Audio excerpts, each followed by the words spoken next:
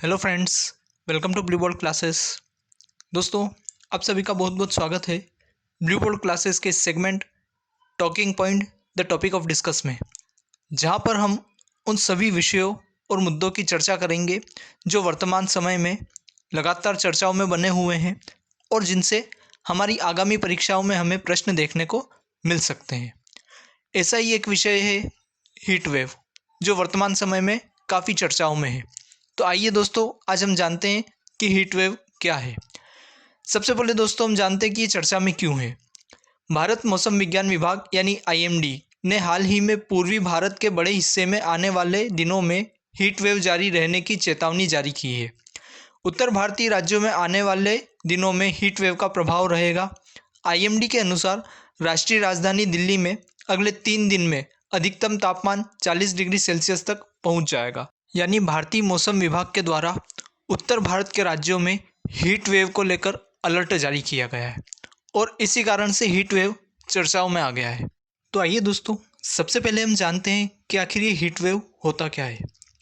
असामान्य रूप से गर्म मौसम की अवधि जो आमतौर पर 2 या 2 से अधिक दिनों तक चलती है, उसे हीट वेव कहा जाता है।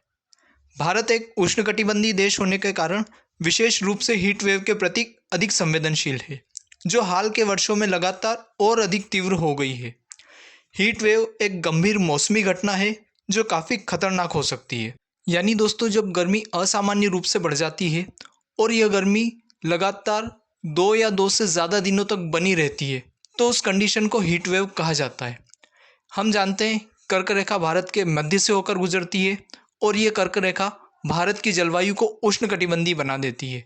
इस कारण भारत हीट वेव के प्रति अधिक संवेदनशील हो जाता है और हालिया वर्षों में भारत में हीट वेव की संख्या में लगातार वृद्धि हुई है, जो काफ़ी खतरनाक है। तो यह जानने के बाद कि हीट वेव क्या है, आइए दोस्तों अब हम जानते हैं कि हीट वेव क्यों आती है, इसके पीछे क्या कारण है। तो हीट वेव के कई सारे कारण हो सकते हैं।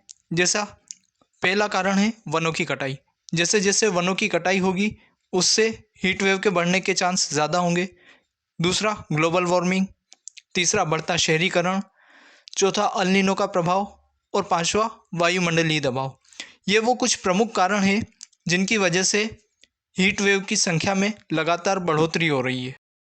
हीट वेव के कारणों को समझने के बाद आइए दोस्तों अब हम जानते हैं कि हीट वेव कब आती है या किस समय को हीट वेव की संज्ञा दी जाती है।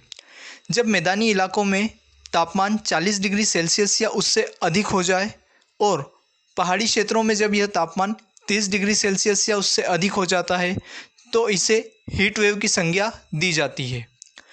सामान्य तापमान में और हीट वेव में 4.5 से 6.5 डिग्री सेल्सियस तक का अंतर होता है। यानी जब तापमान अपने सामान्य अवस्था से 4.5 से लेकर 6.5 डिग्री सेल्सियस तक बढ़ जाता है, तो उस कंडीशन को हीट वेव माना जाता है। जब किसी क्षेत्र में तापमान वास्तविक अधिकतम तापमान यानी 45 डिग्री सेल्सियस से बढ़कर 47 डिग्री या उससे अधिक हो जाता है, तो इस अवस्था को चरम हीट अवस्था कहा जाता है।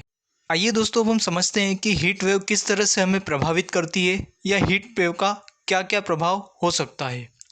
सबसे पहले यदि हम बात करें स्वास्थ्य पर, तो हीट वेव के कारण शरीर में पानी की कमी होती है, जिससे थकान, कार्य क्षमता में कमी आना और हीट स्ट्रोक जैसी घटनाएं हमको देखने को मिलती है।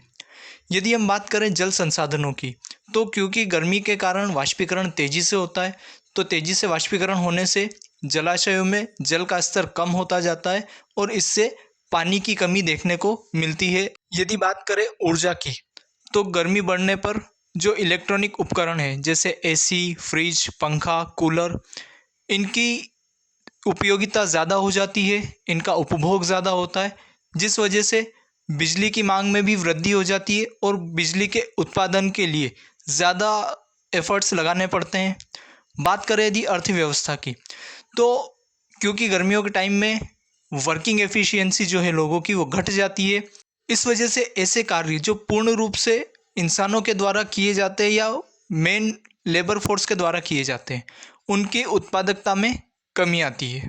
आइए दोस्तों अब हम जानते हैं हीट वेव से बचाव के उपाय, कि वो कौन कौन से उपाय हैं जिन्हें करके हम हीट वेव से बच सकते हैं। सबसे पहला, धीमे चले और भारी काम करने से बचें।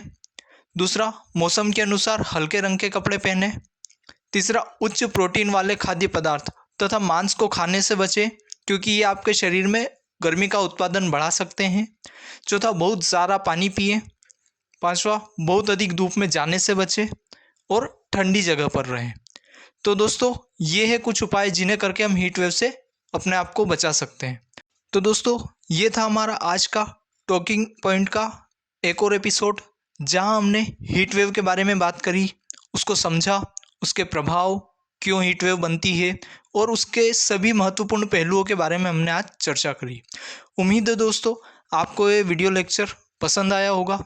इसे लाइक करें, ज़्यादा से ज़्यादा दोस्तों के साथ इसे शेयर करें तथा आगे भी इसी तरह के महत्वपूर्ण वीडियो लेक्चर देखते रहने के लिए चैनल को सब्सक्राइब कर लें। फिर मिलेंगे जल्दी एक और नए टॉपिक के साथ। तब तक के लिए धन्यवाद।